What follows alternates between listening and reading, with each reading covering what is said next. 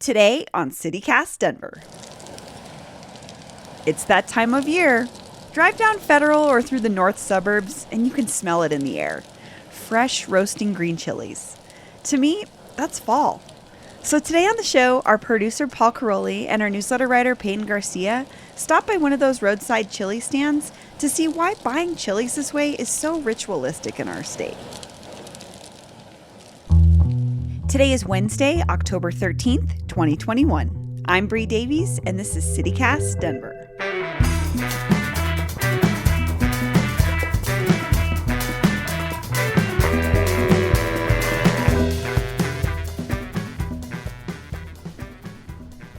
All right, Peyton, where are we? We are at 52nd and Sheridan on the border of Arvada at the Morales family chili roasting stand. Set the scene for us a little bit. What are we looking at? All right, so it's just kind of a turnoff of Sheridan. It's kind of easy to miss if you're not expecting it. And then we're in a big gravel parking lot. There's a big yellow sign that says Morales Chili Roasting.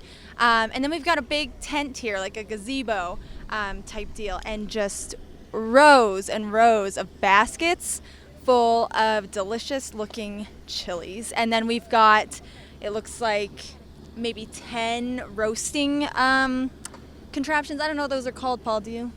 No, we'll learn today. We will learn, but the thing where they put them in and they actually roast the chilies.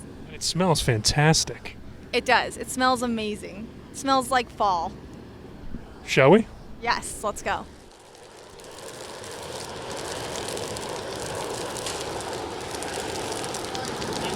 Come on in the shade. Absolutely. You ready for us? Yep. Cool. Thanks so much for doing this. No problem, not at all. Where do we even start? I mean, I guess we should start with, could you introduce yourself? Like, who are you? Where are we? My name is Ron Morales. I'm the owner of Morales Family Chili Store, and we're located on 52nd and Sheridan. You're the owner. I am, sir. And you're out here working hard roasting chili. Yes, sir. That's how you build your business up, you know. When you're a mom and pop shop, you know, you have to rely on customer service in order to build your business. And we've been here on this location for 28 years roasting chili. How long have you personally been doing it? I've been doing it basically, so between me and my dad, we've been on this block for 55 years. We started out with Christmas trees, fireworks, and then fresh roasted chili. So I kind of grew up in these side businesses or these seasonal businesses, you know, Christmas trees, fireworks, and then we moved into produce and roasted chili. So the Morales Family Chili Store is a year-round business? No, typically, no. I mean, I'm working on doing it year-round, so it comes from different regions. So it's basically a seasonal kind of a business. So the chili business is typically from August until the end of October, depending on Mother Nature.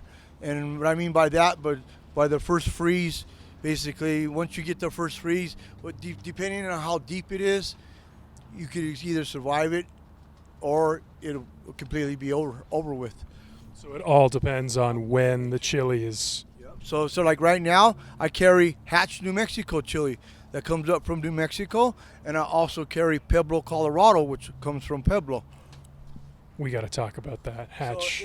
So it's a real. I mean, New Mexico is more mainstream. They get more publicity than Colorado. Colorado is like a secret when it comes to chili. Only people who really know about Colorado chili is if you grew up here or you were raised here, you know.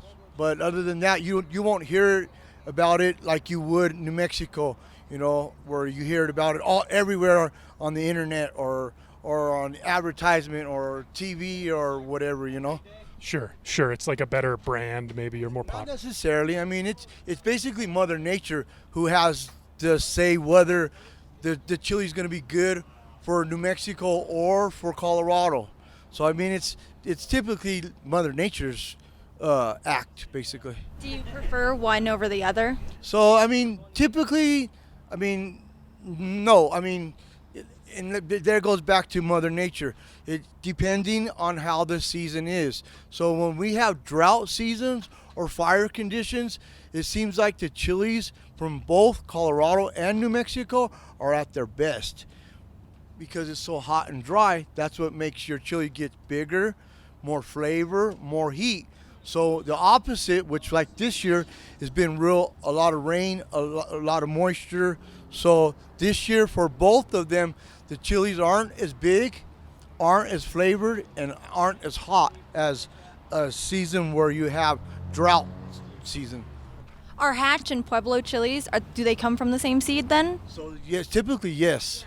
Yes, typically yes. You have a handful of different strains that they pretty much grow everywhere. California, Arizona, New Mexico, Colorado.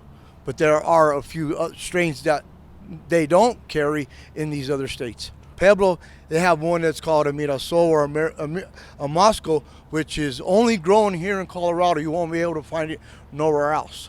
And the flavor and the heat is, I mean, that's kind of put Pueblo or Colorado on the map for chili. But like I said, it's kind of a kept secret for Colorado. You've been doing this for 28 years. How has the business changed in that time? It's changed a lot. I mean, in the beginning, it was more. I mean, chili is more of a poor man's food, so to speak. That's the way we were brought up with grandma and grandpa. They didn't have much means, so we ate beans and chili and potatoes on a regular basis. So it's changed a lot. It's gotten more popular with other people. People that look like me? Yes. So Gotcha. I mean, it's changed. I mean, for example, we've had them come in and kind of have clueless to it, not knowing what to do with it or how to cook it or how to prepare it. So we kind of teach them, It's not hard at all. Would you say most of your customers are repeat customers, people who've been coming here for a long time? Yes. It's funny because I have customers who come this year and they've been saying, this is my 25th year coming here buying chili from you. I even had a couple that used to family tradition where they brought their son in here to pick out their chili, roast their chili up, and take it home, bag it up and everything. That kid has graduated college now. When he first came in here, he was in middle school.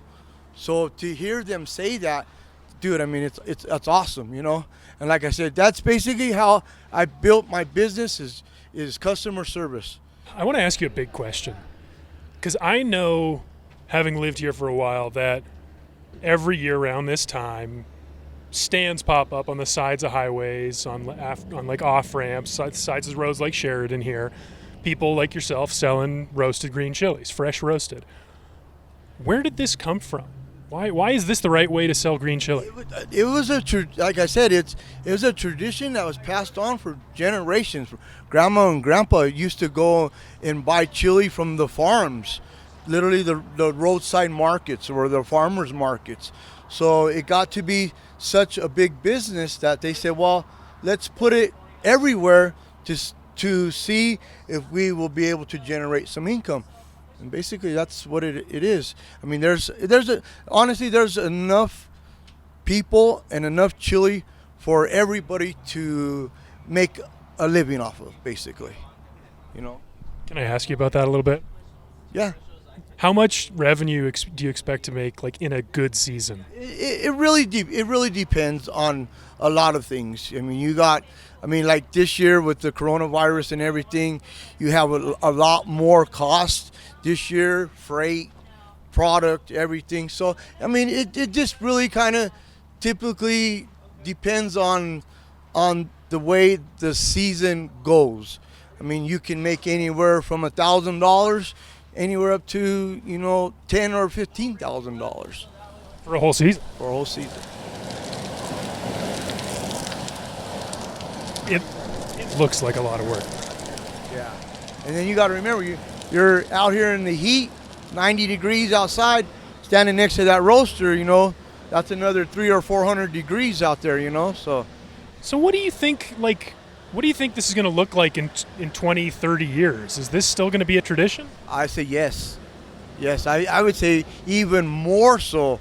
Like I said, I've been here for 28 years, and I get customers that have been driving by this location that go to work for 10 or 15 years and finally decide to stop in to see what it's all about. So, people love green chili. It ain't going nowhere. Can we buy some? I want to go through the whole process. You guys can. So what we have here, the first table, we got mild. Hatch New Mexico mild. We got Hatch medium. We got hot, extra hot. All these are all from Hatch New Mexico. On that side is all Pueblo, Colorado. Basically, all your strains are similar. So typically, for a couple or a family, usually 2 baskets will be enough to last you until this time again next year. I mean, that's the way Grandma did it, basically. Well, I think that's got to be it for me. I got to do that the way Grandma did it. Get you 1 bushel of Mirasol. It's from Pueblo. The best flavor, the best heat, everything for you. Awesome. Sold.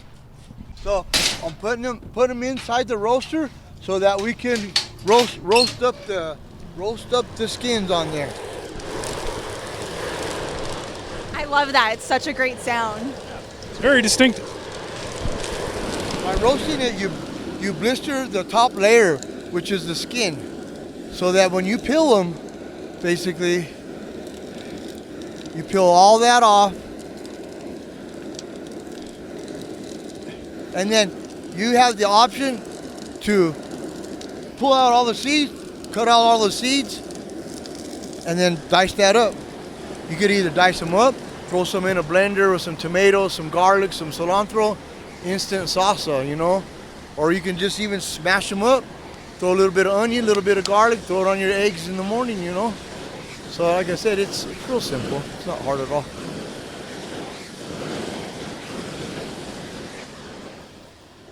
Okay, guys, you're ready to go. It smells fantastic. I'm so excited about this. Thanks for letting us come down. Yeah, anytime, guys. Glad to help. Hey, Paul here. I've got one more thing to address before we say goodbye to Ron and the Morales family chili roasting stand. It's the weather forecast. Yes, the National Weather Service does say that we may see snow on Thursday evening going into Friday this week. And as Ron said, that does typically signal the end of chili roasting season. But never fear, Ron's got a plan. I have refrigerated trailers, so I can control the temperature. So basically, for example, we got a freeze next week, where the hard freeze, where we got 3 or 4 days. I'll go to the farms and I'll stock up 1,000 bags, and I can usually make it last until 30 days, 45 days after that, because I can control my climate. So if it's freezing out here, I can keep it in the trailers at 38 degrees constantly, whether it's 100 degrees outside or if it's 20 degrees outside. Usually I'm the last one roasting in Colorado. Every year, guaranteed. And here's what else is happening in Denver today. An update on a story we brought you a few weeks ago. In mid-September, the city of Denver closed Civic Center Park to the public, citing health and safety concerns, and said it would be installing more surveillance cameras and working on restoring the grass. Well, now the city is apparently aiming to reopen the park by mid-November. Westwood reports that the annual Christkindl Market is slated for a November 19th opening in Civic Center, meaning the public space will most certainly have the temporary fencing removed for commerce reasons. That's all for today here on CityCast Denver. If you enjoyed the show, why not take a minute to tell a friend about us, rate the show wherever you get your podcasts, and subscribe to our morning newsletter. We'll be back tomorrow morning with more news from around the city. See you later.